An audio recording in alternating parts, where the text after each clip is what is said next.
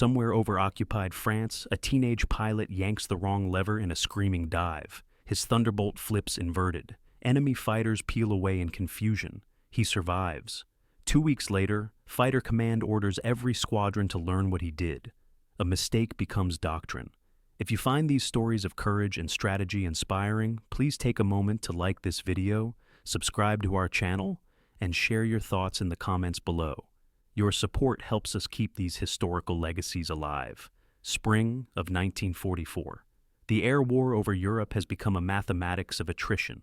Every day, hundreds of American fighters escort bombers deep into the Reich. Every day, Luftwaffe interceptors rise to meet them. The kills are counted, the losses are tallied, and the numbers tell a grim story. FW-190s and BF-1009s own the vertical fight. German pilots have learned to exploit a deadly advantage. They climb higher, they dive faster. And when an American pilot tries to follow a German fighter down through a cloud deck or into a twisting valley, the German often escapes while the American either breaks off or dies trying to keep up. The problem is not courage, it is physics. The Republic P-47 Thunderbolt is a monster of an aircraft. 7 tons fully loaded, 850 caliber machine guns, a turbo-supercharged radial engine that churns out 2,000 horsepower. It can absorb punishment that would shred a Mustang or a Spitfire. Pilots call it the Jug. It is a flying tank, but in a dive, it becomes something else. It becomes uncontrollable. Past 450 mph, the controls lock up. The stick feels like it is set in concrete. The rudder pedals refuse to move. The ailerons freeze. The nose drops, and the pilot has no way to pull out. Some men have broken bones trying to haul back on the stick. Others have bailed out rather than ride the dive into the ground. And so, the doctrine is simple. Do not pursue in a steep dive. Do not exceed 400 more. If a German dives away, let him go. Live to fight another sortie. It is a doctrine born of necessity. And it is a doctrine that costs lives, because every enemy who escapes is an enemy who will return tomorrow. The 8th Air Force loses fighters, it loses pilots, and it loses the psychological edge that comes from knowing you can chase your enemy anywhere and win. Engineers have tried to solve it. Republic Aviation has tested trim systems, control linkages, hydraulic boosters. Nothing works. The problem is compressibility. At high speed, the airflow over the elevators changes. The tail loses authority. The plane wants to tuck further into the dive, and the only solution is to throttle back. Deploy dive brakes if you have them, and pray you have enough altitude to trade for time. But the P-47 has no dive brakes. It has only speed, weight, and a pilot fighting for control. By the spring of '44, this is accepted reality. This is the edge of what the Thunderbolt can do, and every pilot knows it. If this history matters to you, tap like and subscribe. Second Lieutenant Robert L. Booth is 19 years old. He has 67 hours in the P-47. He has flown 5 combat missions. He is assigned to the 56th Fighter Group, stationed at Boxstead in eastern England. The 56th is one of the oldest Thunderbolt outfits in the theater. Its pilots have painted wolf heads on their fuselages. They call themselves the Wolf Pack. Booth is not a natural pilot. He is not one of those cadetses who soloed in 8 hours and flew aerobatics on his second day. His instructors in the States described him as methodical, careful, a little slow to react, but solid on procedures. He does not drink much. He does not boast. He writes letters to his mother in Pennsylvania twice a week. He grew up on a farm outside Allentown. He knows engines because he spent his teenage years fixing tractors and combines. He knows patience because farming teaches you to solve problems in sequence, not panic. He joined the Army Air Forces in 1942 because he wanted to serve, and because he had no interest in the infantry. Flight training was harder than he expected. He washed out of pursuit training once and had to restart. He graduated near the middle of his class. He arrived in England in March of '44. He was assigned to the 63rd Fighter Squadron. He flew his first mission on April 2nd. He did not fire his guns. His squadron mates are older. Most of them have 10 or 15 missions. A few have 20. They tolerate him. They do not trust him yet. Trust is earned in combat, and Booth has not done anything to earn it. He has stayed in formation. He has followed orders. He has not panicked, but he has not proven himself either. On the morning of April 18th, the squadron is tasked with a bomber escort mission to Brandenburg. The weather is poor. Cloud layers stack from 8,000 FT up to 20,000. Visibility is less than 2 stories. The bombers are late. The group orbits over the channel, burning fuel, waiting for the heavies to form up. Booth flies tail end Charlie, the last plane in the formation, the spot reserved for the new guys. He checks his instruments every 30 seconds. Oil pressure, fuel, manifold pressure, coolant temperature, everything is normal. His hands are cold inside his gloves. The cockpit smells like oil and rubber and sweat. They cross the coast at 10,000 FT. The flak starts immediately, black puffs stitching the sky. The formation tightens. Booth tightens with it. He keeps his eyes on the plane ahead. He does not look at the flak. If you look at it, you start to flinch. If you flinch, you drift out of position. Somewhere ahead, the bombers are hitting their target. Booth cannot see them. He can only see clouds and the gray-green flicker of the wing ahead of him. And then the radio crackles. Bandits high and to the north. The FW-190s come out of the sun. 4 of them, maybe 5. They make one slashing pass through the formation and then split. 2 go left, 2 go right. 1 dives straight down through the cloud deck. The squadron breaks. Booth follows his element leader into a hard right turn. The G-force shoves him down into his seat. His vision tunnels. He tightens his stomach muscles and grunts against the pressure. The world is sky and clouds and the white-painted belly of the plane ahead. His element leader rolls left and dives. Booth follows. They drop through a gap in the clouds. Below them, the lone FW-190 is running east at full throttle, 50 FT off the ground, following a river valley. The element leader closes fast. Booth closes faster. The Thunderbolt is heavy, and in a dive, it builds speed like a locomotive. Booth watches his airspeed indicator climb. 300 mph, 320, 350. Ahead, the element leader opens fire. Tracers arc toward the German. The FW-190 snaps into a hard left brake and disappears behind a line of trees. The element leader pulls up and climbs back toward the cloud deck. Booth does not follow. He is fixated on the spot where the German disappeared. He banks left. He drops lower. He is at 200 FT now. The river is a gray ribbon below. He can see individual trees. He can see a church steeple. He can see the Fu-90 climbing vertically out of the valley, looping back toward him. Booth fires. He does not lead the target properly. His rounds fall behind. The German rolls inverted at the top of the loop and dives again. Booth tries to follow. He pushes the stick forward. The nose drops. The airspeed jumps. 400 mph, 420, 450. The controls lock up. He pulls back on the stick. It does not move. He pulls harder. Nothing. The nose is dropping steeper. The river is rushing up. He is in a 70-degree dive. The altimeter is unwinding. 1,500 if first step up in course, 1,200, 1,000. He plants both boots on the instrument panel and hauls back with everything he has. The stick moves an inch. The nose comes up a fraction. Not enough. He is going to hit. And then, in a moment of pure panic, he reaches for the landing gear lever and pulls it. He means to pull the flap lever. He has some half-formed idea that flaps will slow him down. But his hand is shaking, and the cockpit is vibrating, and he grabs the wrong control. The landing gear drops into the slipstream. The deceleration is instant and catastrophic. The airspeed bleeds off like someone cut the throttle and threw out an anchor at the same time. The nose pitches up violently. The plane shudders. Booth is thrown forward against his harness. His head hits the gun sight. The horizon spins. He is inverted. He is climbing. He has no idea what just happened. He rolls upright by instinct. He is at 3,000 distorfit. The airspeed is 210. The controls are responsive again. He looks around. No German, no river, just clouds and empty sky. His gear warning light is on. He retracts the gear. The plane smooths out. His hands are shaking so hard he can barely hold the stick. He does not understand what he just did, but he is alive. He climbs back through the clouds and rejoins the formation 15 minutes later. Nobody asks where he went. That night, Booth sits on his bunk and tries to reconstruct the sequence. He dropped the gear. The plane decelerated. The nose pitched up. He recovered. Cause and effect. But it does not make sense. Lowering the gear is not a recovery technique. It is not in any manual. It is not part of any training. It is a mistake, but it worked, he tells his roommate. The roommate shrugs and tells him he got lucky.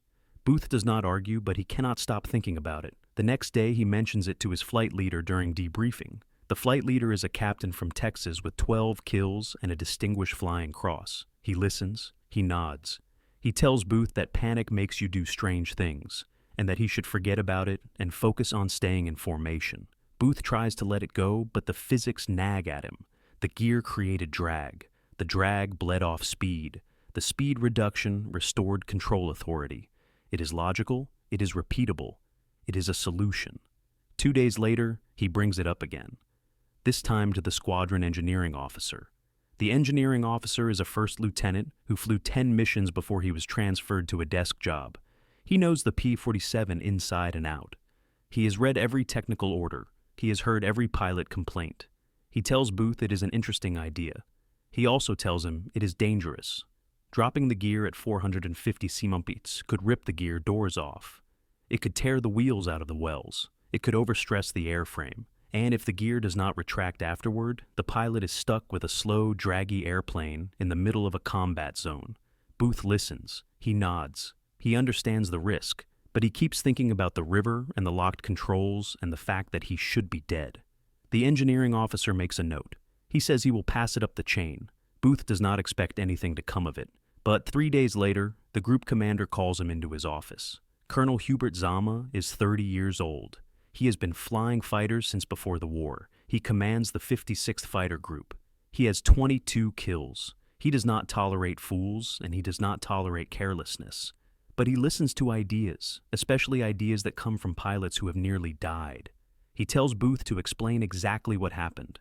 Booth does. He describes the dive, the lock controls, the wrong lever, the pitch up, the recovery. He speaks slowly and precisely. He does not embellish. Xena asks how fast he was going when he dropped the gear.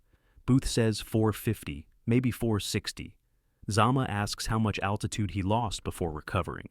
Booth says 500 FT, maybe less. Xena asks if the gear retracted normally afterward. Booth says yes. Xena leans back in his chair. He is quiet for a long moment. Then he tells Booth he wants to test it.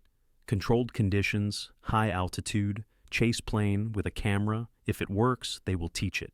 If it does not, they will bury the idea and forget it. Booth agrees. The test is scheduled for April 25th. Booth takes off at 0900 hours. The sky is clear.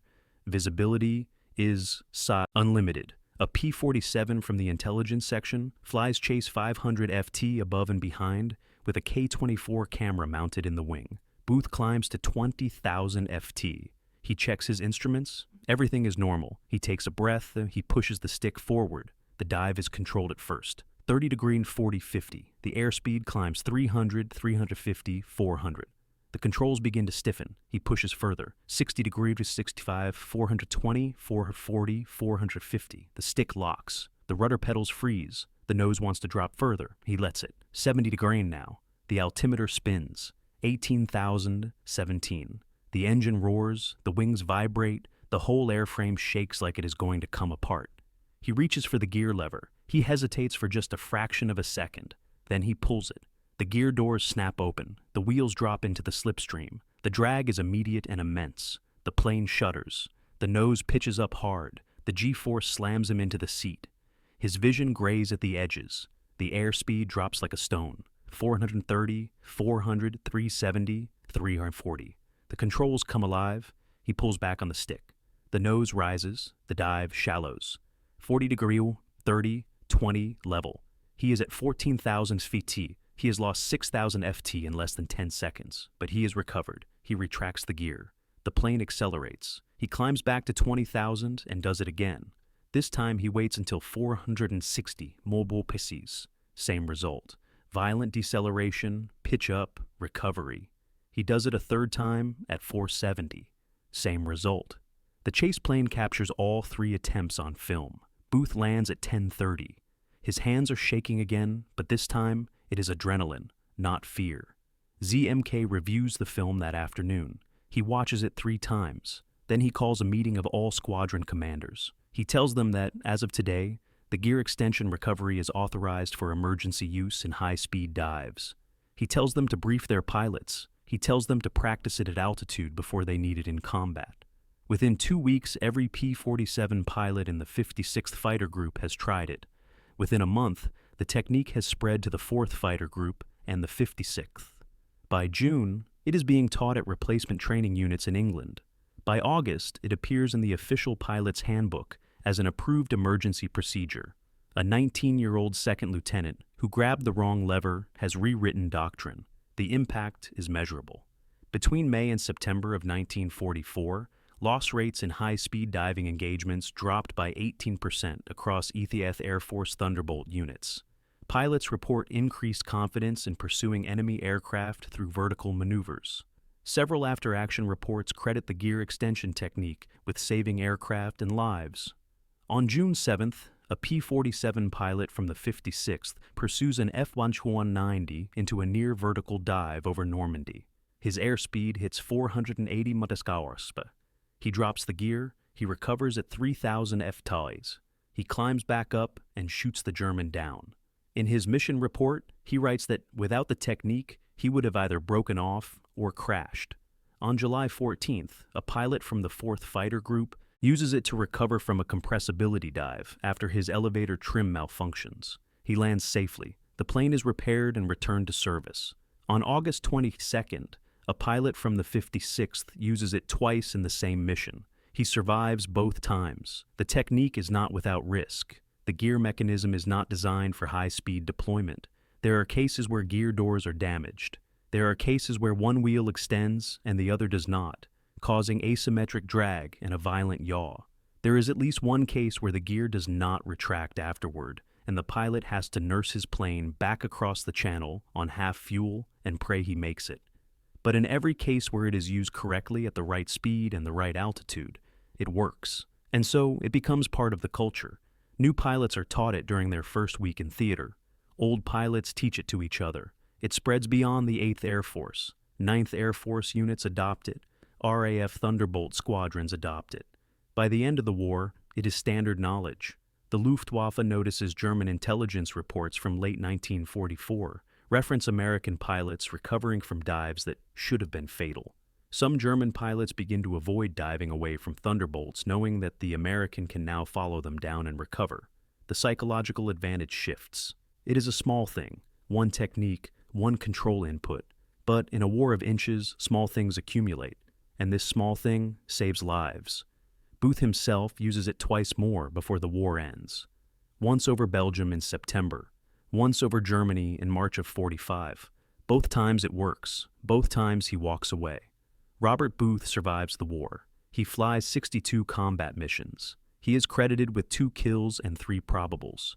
He is awarded the Distinguished Flying Cross and the Air Medal with 4 oak leaf clusters. He is promoted to first lieutenant. He returns to Pennsylvania in July of 1945. He does not talk much about the war. He goes back to the farm. He marries his high school sweetheart. He raises 3 children. He works as a mechanic for a John Deere dealership. He fixes tractors and combines the same machines he fixed before the war. He does not fly again. In 1973, he receives a letter from the Air Force Museum in Dayton. They are researching the history of P-47 tactics. They have found references to the gear extension recovery technique. They have traced it back to the 56th Fighter Group. They have found his name in the mission reports from April of '44. They ask if he would be willing to be interviewed. He agrees. He drives to Dayton. He sits in a small office with a historian and a tape recorder. He tells the story, the dive, the lock controls, the wrong lever, the recovery.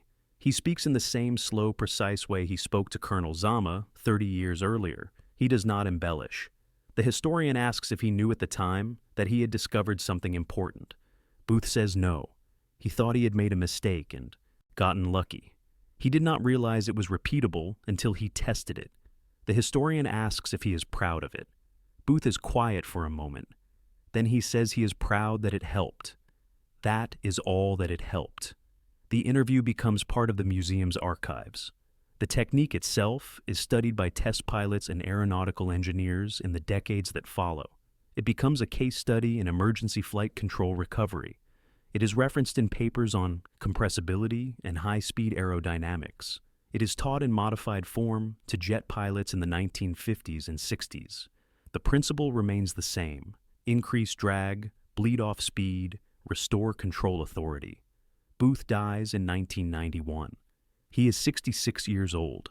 His obituary in the Allentown paper mentions his service in the war. It does not mention the dive, it does not mention the lever, it does not mention the technique that carries his name in Air Force training manuals for the next 50 years. But the pilots know the ones who flew Thunderbolts, the ones who trained on them, the ones who teach the history. They know that a teenager who grabbed the wrong lever in a moment of panic gave them a way to survive what should have been unsurvivable. And that is the legacy, not fame, not recognition, just the quiet knowledge that when logic and panic collided at 450 amperes, one young man stumbled onto an answer. And that answer saved lives. Sometimes the difference between death and survival is a single lever. And sometimes the person who finds it does not even know what they have done until someone else tells them it matters. Booth knew. He just did not need anyone to say it. Thank you for watching. If you enjoyed this historical deep dive, please like the video, subscribe to the channel, and tell us in the comments which historical figure we should cover next.